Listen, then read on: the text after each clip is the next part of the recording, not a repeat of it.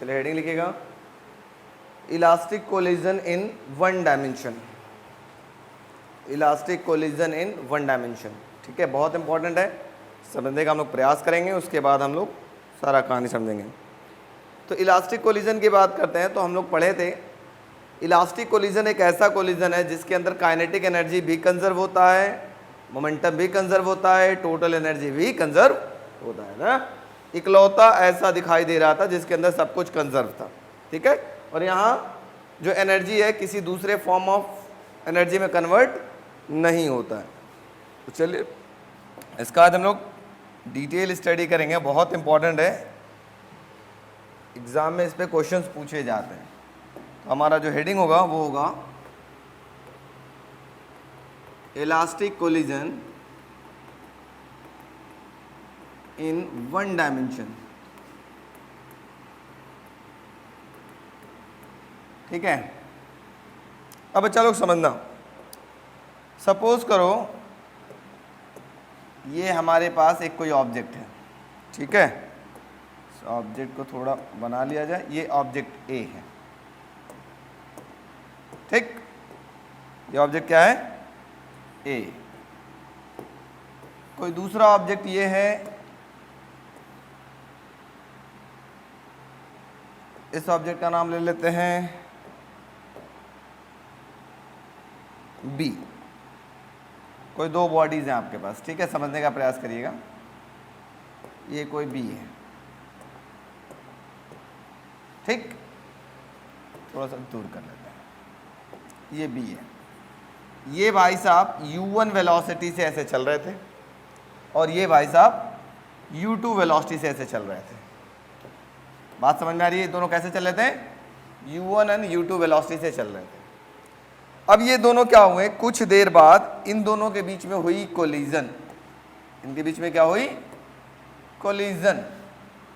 ए वाला बॉडी ये है और बी वाली बॉडी ये है, ये दोनों टकराए, आगे हो सकता है पीछे से इसको धक्का मार दिया। ठीक है, तो ये जो कहानी था ये था बिफोर कोलिजन। इस समय कोलिजन हुआ है और इसके बाद ये बॉडी और ये बॉडी दोनों का मास तो वही रहेगा, लेकिन वेलोसिटी इनकी क्या होगी, v1, और इनकी वेलोसिटी क्या हो जाएगी, v2। ठीक है, ये बॉडी का नाम क्या था, a, और ये बॉडी का नाम क्या था, b। इनका मास क्या था, a का मास था m1 और b का मास क्या था, m2। तो मास उतना ही रह रहा है, m1 m2, बस चेंज क्या हो रहा है टकराने के बाद इनकी वेलोसिटी। तो ये हो गया आफ्टर कोलिजन।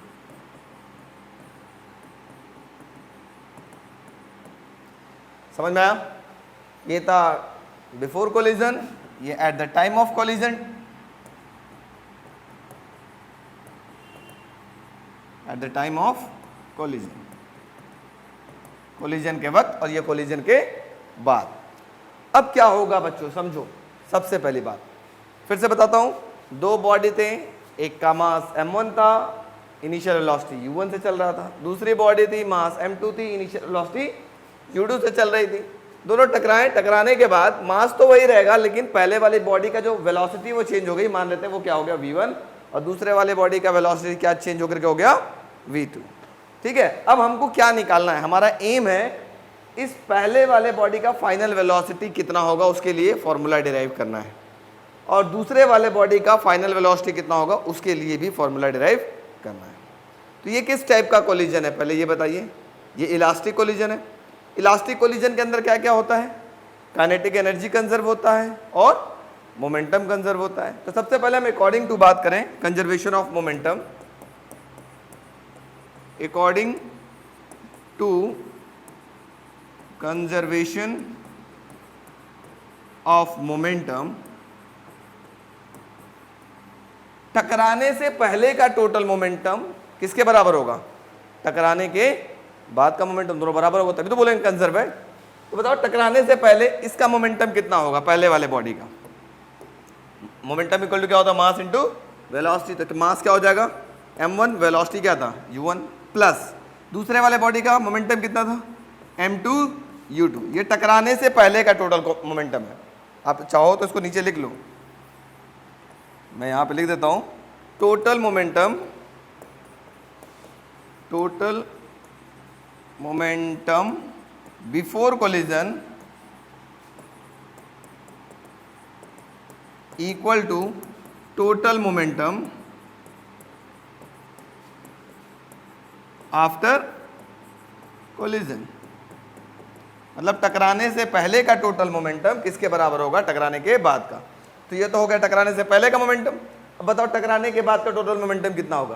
पहले वाले बॉडी का मोमेंटम कितना होगा, जल्दी बोलो, m1 v1, वेरी गुड। दूसरे वाले बॉडी का m2 v2। बात समझ में आ रही है। अब क्या करेंगे, m1 को एक साइड रख लेंगे और m2 को एक साइड रख करके m1 कॉमन और m2 कॉमन ले लेंगे, हमारा कुछ काम बन जाएगा। ठीक है, तो याद देखो m1 दिख रहा है, यहाँ m1 दिख रहा है, एक साइड भेज लेते हैं, m1 u1 minus m1 v1 equal to, इसको उधर भेज दो, m2 u2, सॉरी उधर क्या था, v2 था ना। देखो मेरे v में पोंछ होगा, पहले ध्यान दे लेना, आप कंफ्यूज होने की जरूरत नहीं है।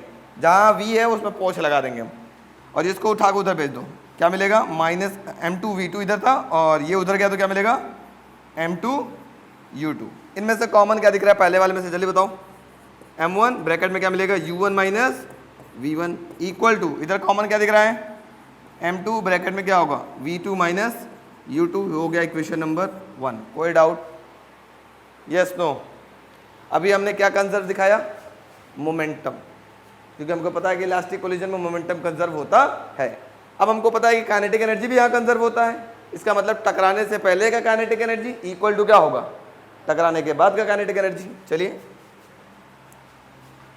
Kinetic energy is also conserve, तो ये होगा kinetic energy before collision equal to क्या होगा, काइनेटिक एनर्जी आफ्टर कोलिजन, दोनों बराबर होगा।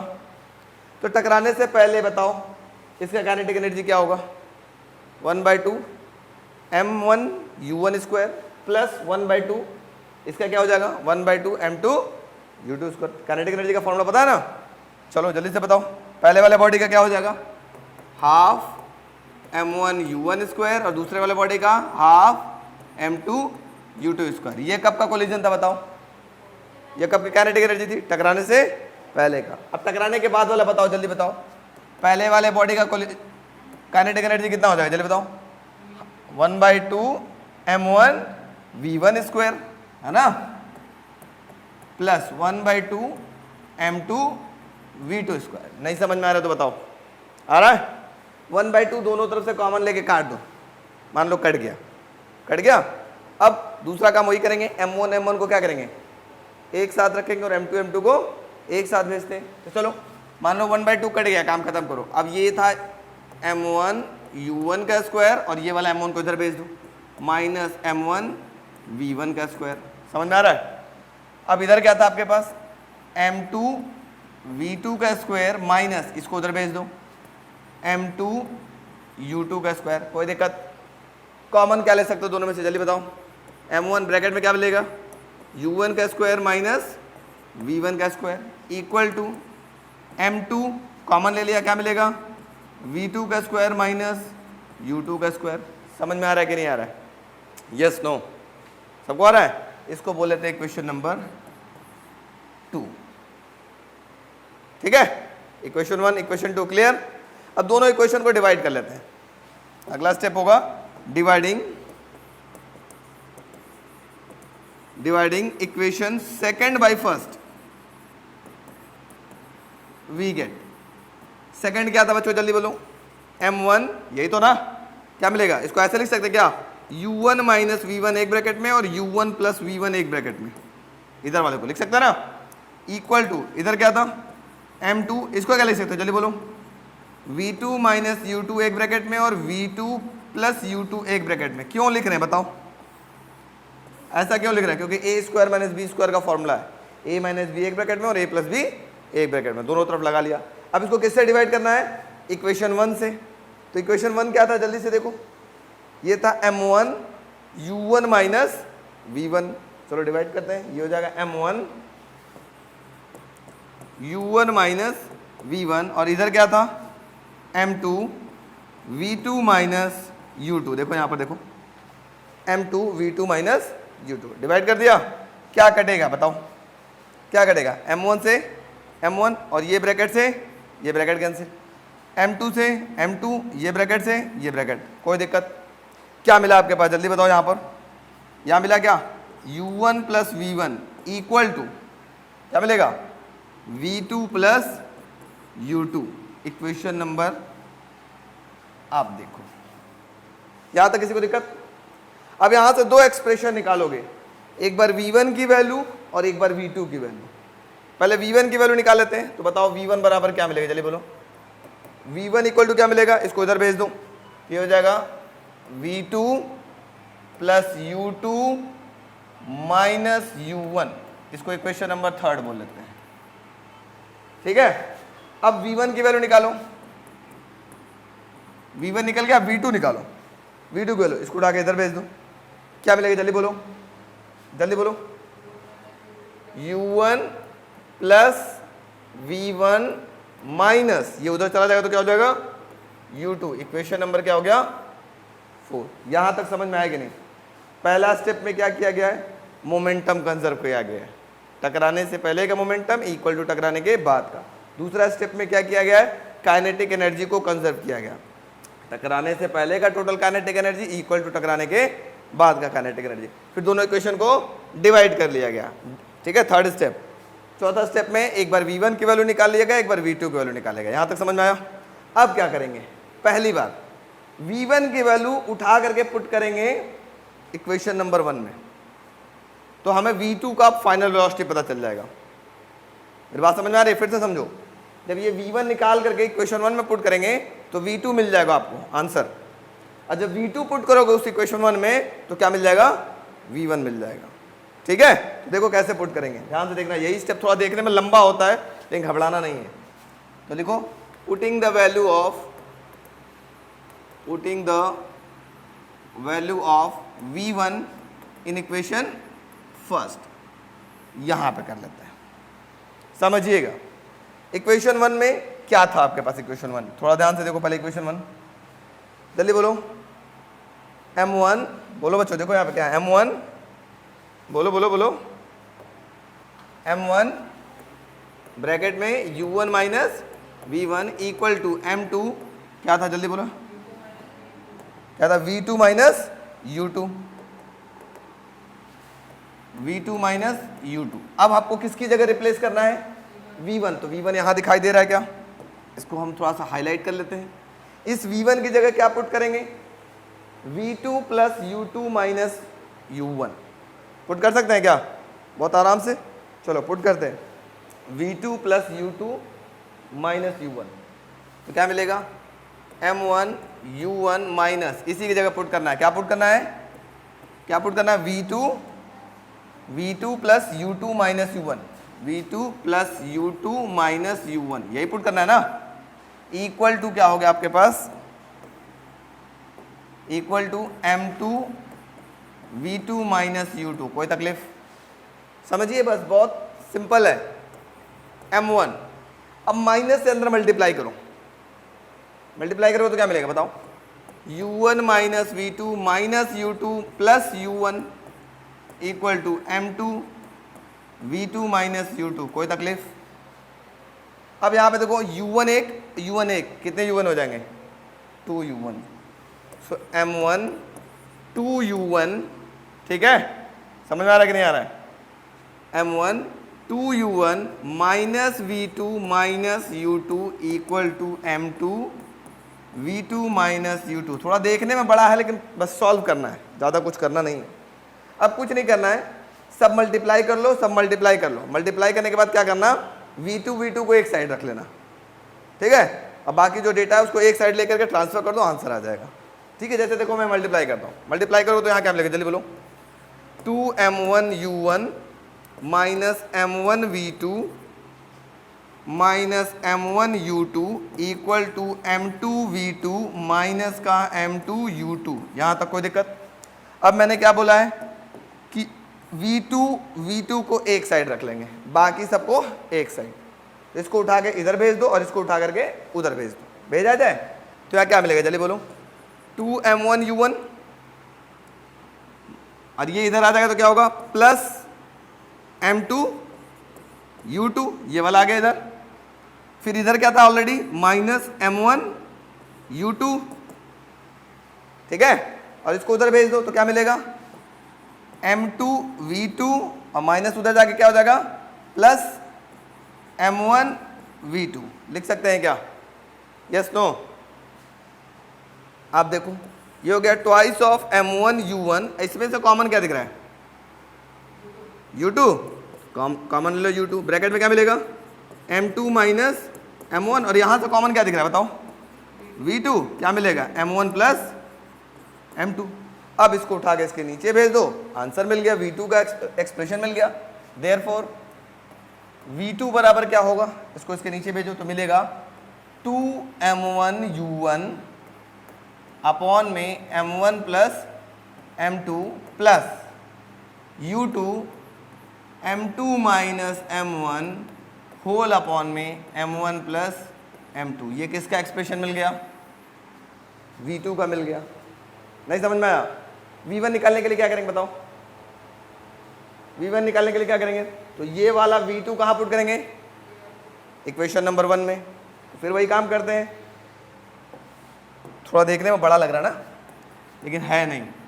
आप लिखेंगे putting the value of V2 in equation first.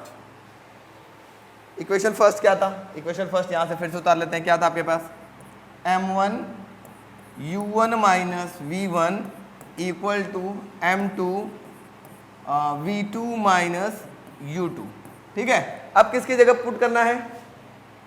V2 की जगह पुट करना। तो V2 कहाँ है उसको हाईलाइट कर लेते हैं थोड़ा, ये है। इसकी जगह क्या पुट करना है? यही वाला equation U1 plus V1 minus U2, ठीक है। U1 plus V1 minus U2 रखो तो ये मिलेगा M1U1 minus V1 equal to M2। बताओ क्या पुट करोगे इसकी जगह? U1 plus V1 minus U2, U1 plus V1 minus U2, ठीक है। U1 plus V1 minus U2।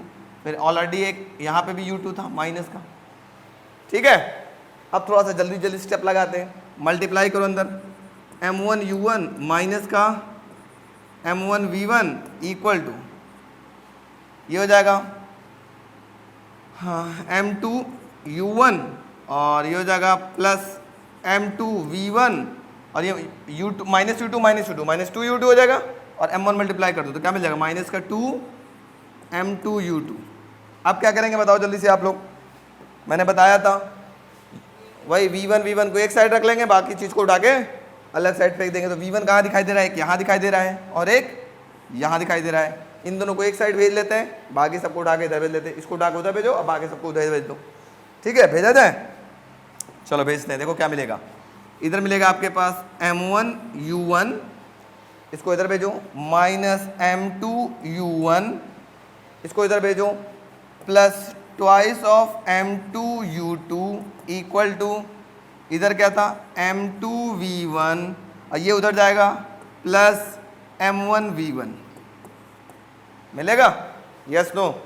अब बताओ इन दोनों में से कॉमन क्या दिख रहा है? U1 कॉमन, क्या मिलेगा? M1 minus M2 plus twice of M2U2 equal to इसमें से कॉमन क्या लिया?